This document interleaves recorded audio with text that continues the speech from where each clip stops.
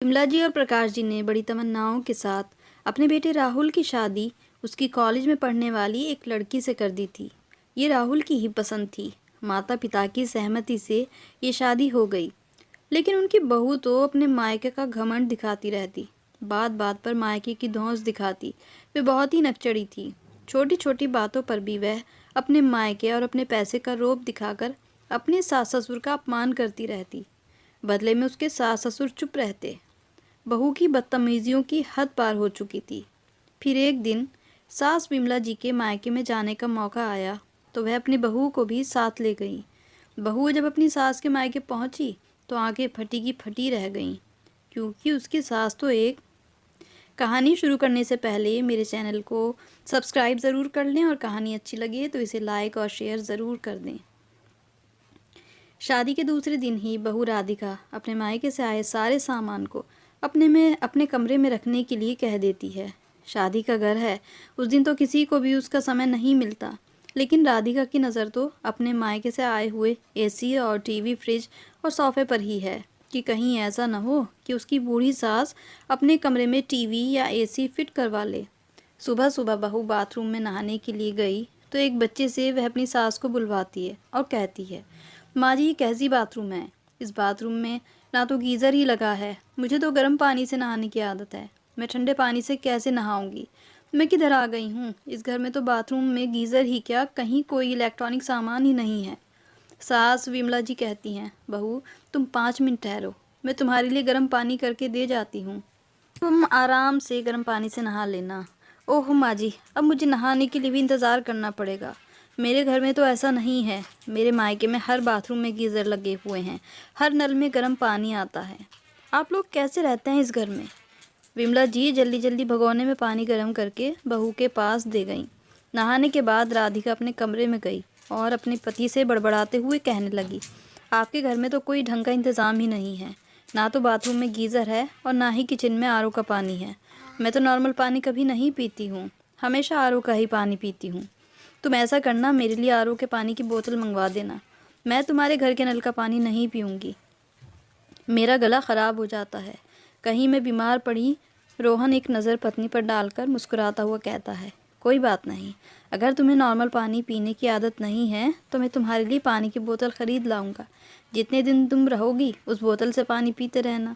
अभी तो चल जाएगा बोतल के पानी से, लेकिन अब शादी हो गई है तो कब तक मेरे लिए बोतल ख़रीदते रहोगे?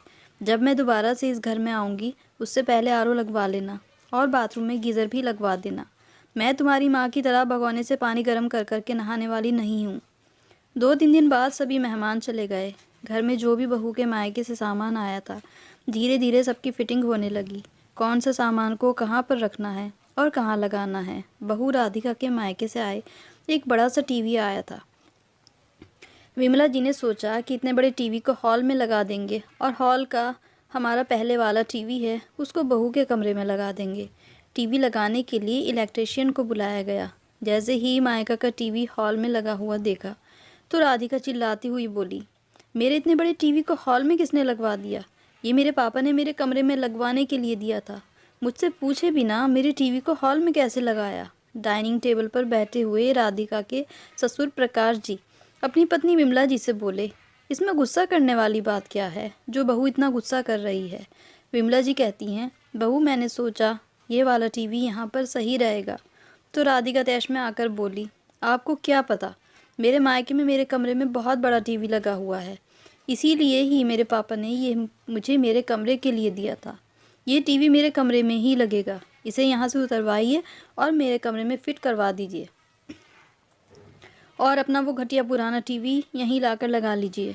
बहू की बातों को सुन कर के विमला जी की आंखों में आंसू आ गए। पास में बैठे उनके पति प्रकाश जी कहते हैं, अरे विमला, बहुत सही, बहू सही कह रही है। मैं उसमें खबरें ही तो सुनता हूँ और वैसे भी मुझे अपना वही टीवी अच्छा लगता है। प्रकाश जी ने विमला जी का मन हल्का करने को कहा और फिर से बोले, हाँ बहू, हम तुम्हारा टीवी अभी तुम्हारे कमरे में फ़िट करवा देते हैं, तुम चिंता मत करो। राधिका के सास ससुर को उसका बर्ताव बिल्कुल भी अच्छा नहीं लग रहा था। उसकी बातें दोनों के दिलों पर गहरा वार करती थी। इसका एक एक लफ्ज़ दोनों के दिलों को ज़ख्मी किए दे रहा था। राधिका जब देखो तब अपने मायके की धौंस जमाती रहती थी और अपने पैसे का रोब दिखाती रहती थी। उसकी मायके में ऐसा है, उसके मायके में वैसा है, उसके पापा ने यह दिया है, उसके पापा ने वह किया है। विमला जी अपने पति प्रकाश जी से बोली, देखो जी, हमारे घर में किसी चीज़ की कोई कमी नहीं है। ये तो दुनिया की फिजूल खर्ची है कि दुनिया ने खामखा में इतने खर्चे बढ़ाए हुए हैं। हम भी चाहते तो अपने घर में गीज़र एसी पहले से ही लगवा लेते, पर हमें इन चीज़ों की कोई ज़रूरत महसूस ही नहीं हुई और न भी आदत भी है। मेरा बेटा भी अच्छा खाता कमाता है, आपकी भी पेंशन आती है, ना हमें दौलत की कमी है ना और किसी चीज़ की। फिर भी जब से बहू आई है हमारे घर में कमियां ही निकालती रहती है। उसको तो ऐसा लगता है जैसे घर में कुछ भी नहीं है, सब कुछ उसके मायके से ही आया है। उसे अपने मायके का बड़ा घमंड है। प्रकाश जी अपनी पत्नी को समझाते हुए कहते हैं, कोई बात नहीं, धीरे धीरे इस घर के माहौल को समझ जाएगी, सब ठीक हो जाएगा। अभी अपने घर के माहौल में एडजस्ट होने के लिए उसे थोड़ा समय दो। प्रकाश जी के समझाने पर विमला जी तो समझ जाती हैं, लेकिन राधिका अपनी हरकतों से कहाँ बाज आने वाली थी। उसे जब भी मौका मिलता वह विमला जी को अपने मायके की और अपने पापा के पैसों की घमंड भरी बातें उनके कानों में डाल ही देती। बहू ने अपने दहेज में आया सभी सामान, एक सोफ़ा, एसी, टीवी सभी अपने कमरे में लगवाया था। एक दिन विमला जी उसके दहेज में आई मिक्सी में चटनी पीस रही थी। अचानक से जार का ढक्कन खुल गया और चटनी सारे किचन में फैल गई। अचानक से राधिका भी वहाँ आ गई। जब उसने ये सब देखा तो वह अपनी सास पर चिल्लाकर बोली, आपसे किसने कहा था इस मिक्सी को अभी से इस्तेमाल करने को? आपकी पुरानी मिक्सी है ना? विमला जी सहम सी गईं। उन्हें अपनी गलती का एहसास हो रहा था कि अपना सामान अपना ही होता है। उन्हें बहू की मिक्सी इस्तेमाल नहीं करनी चाहिए थी। दरअसल उनकी पुरानी मिक्सी में कुछ खराबी हो गई थी, इसीलिए उन्होंने नई मिक्सी इस्तेमाल कर ली। राधिका बोली, ये नई तरह की मिक्सी है, आपको इसके फंक्शन समझ में नहीं आएंगे। राधिका जी रुआसी होकर बोली, हाँ बेटा, ये हमारी पुरानी मिक्सी से बिल्कुल अलग है। इसमें पता ही नहीं चलता कौन सा बटन कहाँ पर दबाना है। हाँ और क्या, मेरे पापा ने बिल्कुल ब्रांडेड चीज़ें दी हैं, कुछ भी लोकल मार्केट से नहीं लिया है। मेरे पापा तो हमेशा ही ब्रांडेड चीज़ खरीदते हैं। अपनी बहू की बात सुन करके विमला जी फिर से उदास हो गईं। एक दिन विमला जी ने हिम्मत करके बहू को प्यार से समझाने की भी कोशिश की। बहू, तुम्हारे मायके में जो कुछ भी है वह तुम्हारे मायके का है, लेकिन अब ये तुम्हारा ससुराल है। इधर ससुराल में जो कुछ भी है वह भी तुम्हारा ही है। पर बहू राधिका को कहाँ कोई बात समझ में आनी थी। विमला जी सोच रही थी कि बेटा रोहन तो सारा दिन ऑफिस में रहता है, रात को आता है, साथ में सब मिलकर खाना खाते हैं। बस उसी वक्त जो बातें होनी होती हैं हो जाती हैं। बेटे को भी आराम चाहिए, उसकी भी क्या गलती। अब उससे क्या कहा जाए, दिन भर का थका हारा घर में आता है। अगर बहू के बारे में कुछ बोलेंगे तो शायद उसे भी बुरा लगे। यही सब बातें सोचकर विमला जी खामोश हो गईं और आने वाले वक्त का इंतज़ार करने लगीं। वे बहुत सब्र के साथ जी रही थी। वह हर हाल में बहू का दिल जीतना चाहती थी, पर उनकी बहू तो पैसे के घमंड में चूर थी। फिर एक दिन राधिका को अपने मायके में फंक्शन में जाना था। विमला जी ने बाजार जाकर 2 नई साड़ियाँ बहू के लिए ले आईं और देते हुए कहा, बहू तुम मायके जा रही हो, मैं तुम्हारे लिए 2 नई साड़ियाँ खरीद कर लाई हूँ। इन साड़ियों को पहन लेना, तुम्हारे ऊपर बहुत अच्छी लगेंगी। पूरे 2000 की 2 साड़ियाँ खरीद कर लाई हूँ। क्या माँ जी, मेरे लिए सिर्फ 2000 की 2 साड़ियाँ लाई? मैं हज़ार रुपए की साड़ियाँ पहनूंगी? कैसी बातें कर रही हो आप? मेरे पापा तो हज़ार रुपए की साड़ियाँ मेरी कामवाली को दिवाली पर देते हैं, और मेरी शादी की जितनी भी साड़ियाँ हैं 15,000 के नीचे नहीं हैं, और आपने मुझे सिर्फ 1000 रुपए की साड़ी पहनने के लिए दी है। आपकी दी हुई साड़ी मेरे मायके वाले देखेंगे और अगर मैं उधर पहनूंगी तो मेरी तो नाक ही कट जाएगी। आप अपनी साड़ियाँ अपने पास ही रखिए, मैं ये फटीचर सी साड़ियाँ अपने मायके में नहीं पहनने वाली हूँ।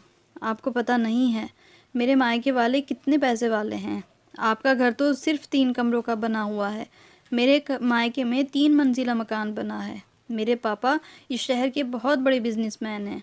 वह तो राहुल मेरे कॉलेज में पढ़ता था, मुझे पसंद था, इसीलिए मेरे पापा ने मेरी शादी करवा दी, वरना आप लोग तो मेरे मायके वालों की हैसियत के बिल्कुल भी नहीं हैं।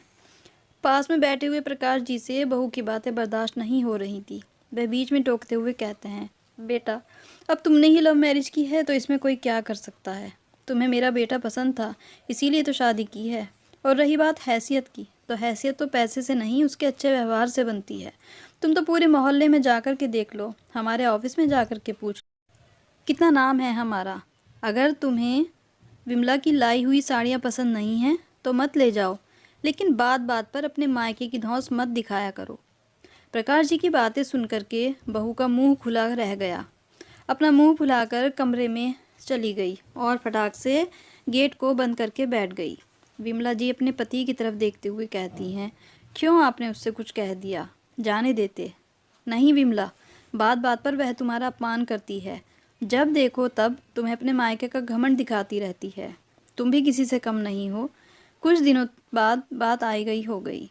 फिर एक दिन राधिका के मायके से फ़ोन आया कि उसके छोटे भाई की मंगनी है, आप सभी को आना है। राधिका अपने मायके जाने की तैयारी करने लगी और जाते हुए अपने सास ससुर के पास आई और उनसे बोली कि जब आप लोग मेरे मायके में आओ तो ढंग के कपड़े पहन कर आना। ये ना हो यही सस्ते से कपड़े पहन कर आ जाओ और मायके में मेरी नाक कटवा दो।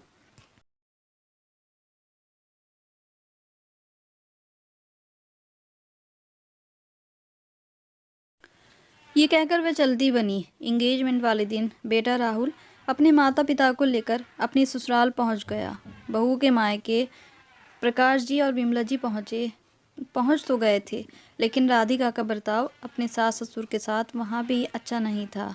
ना तो उसने अपनी सास से अच्छे से बात ही की, ना ही उनको इज्जत दी। थोड़ा बहुत चाय पानी पूछने के बाद किसी ने उनसे बात भी नहीं की। बेचारे सास ससुर बहू के घर फंक्शन अटेंड करके अपने घर वापस तो आ गए, पर उन्हें बहू के मायके वालों का बर्ताव पसंद नहीं आया। उन्होंने सोच लिया था कि वह अब शादी में नहीं जाएंगे, बेटा बहू चले जाएंगे। एक बार जाकर देख लिया। उन्होंने ना तो ढंग से पूछा और ना ही बात की। ऊपर से बहू तो अपने मायके का बखान करने में लगी हुई थी। ये देखो मेरा घर तिमंजिला बना हुआ है, ये देखो मेरे इतने बेडरूम हैं, वगैरह वगैरह। मैं अब नहीं जाऊंगी शादी में, विमला जी बोले जा रही थी। तो प्रकाश जी ने कहा, ठीक है भगवान, तुम्हें जो करना है कर लेना। मैंने कभी तुम्हें किसी बात पर जोर दिया है? चलो हम नहीं जाएंगे शादी में, बस अब मुस्कुरा भी दो और गुस्सा छोड़ो, भूल जाओ सब बातों को। अब तो हम अपने घर में हैं ना। शादी भी हो गई और प्रकाश जी और विमला जी शादी में नहीं गए, क्योंकि इत्तेफाक से प्रकाश जी की बहन के घर में भी कोई फंक्शन था।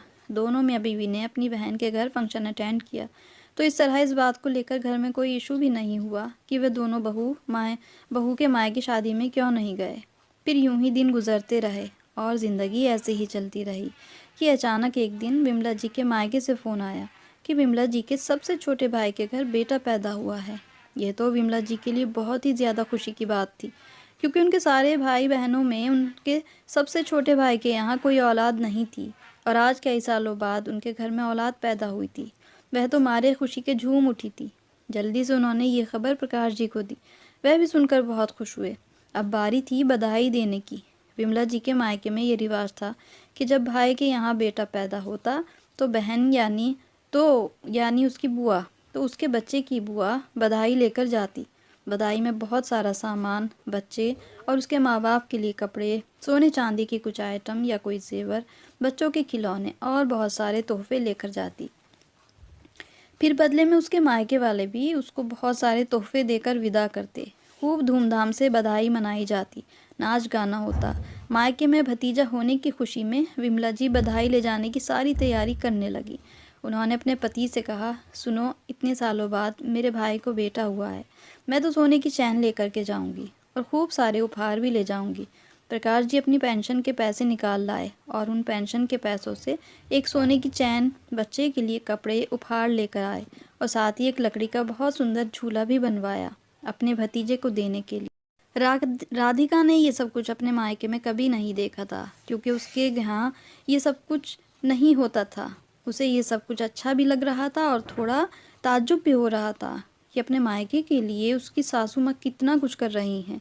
एक दिन तो वह अपनी सास से कहती भी है, आपको अपने मायके के लिए इतना करने की क्या ज़रूरत है? मायके वालों तो हमेशा देते हैं। मैंने तो आपको कभी अपने मायके जाते हुए नहीं देखा। मुझे इस घर में आए हुए पूरा 1 साल हो गया है। आप एक बार भी अपने मायके नहीं गईं और आज जा रही हैं तो इतना कुछ ले जा रही हैं। विमला जी कहती हैं, बेटा, मैं 1 साल से अपने मायके नहीं गई, क्योंकि 1 साल से मैं अपने कामों में बहुत व्यस्त थी और तुम भी घर पर आ गई थी। अपनी नई नई बहू को छोड़कर जाने का मन ही नहीं किया। आज जब मौका मिला है तो धूमधाम के साथ अपने मायके जाऊंगी और तुम भी चलना आज मेरे मायके। राधिका मुंह चिढ़ाते हुए कहती है, मैं आपके मायके, और वह भी गांव में? मैं तो अपने घर में ही अच्छी हूँ ना, तो आपके मायके में ढंग का घर होगा, ना कोई इंतज़ाम होगा।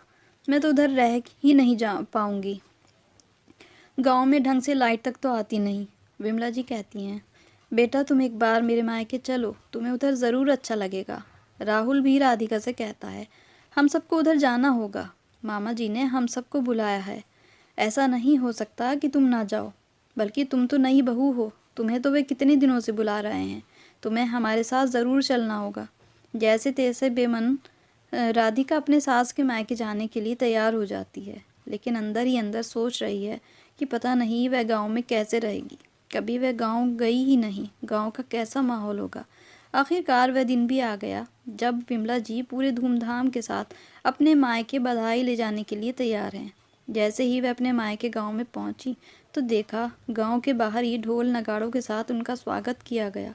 परिवार के सारे लोग गांव के बाहर खड़े होकर के विमला जी और प्रकाश जी और उनके परिवार बेटा बहू का खूब धूमधाम से खुशामदीद यानी वेलकम करते हैं। ढोल नगाड़े बज रहे हैं, फूलों की बारिश हो रही है। विमला जी के मायके के सभी बच्चे डांस कर रहे हैं। विमला जी भी बच्चे का झूला लेकर नाचने लगती हैं। तभी विमला जी की सबसे बड़े भाई, जो कि 52-53 बरस के होंगे, एक फूलों से सजी बग्गी लेकर के आए, जिसमें आगे 2 घोड़े लगे हुए हैं।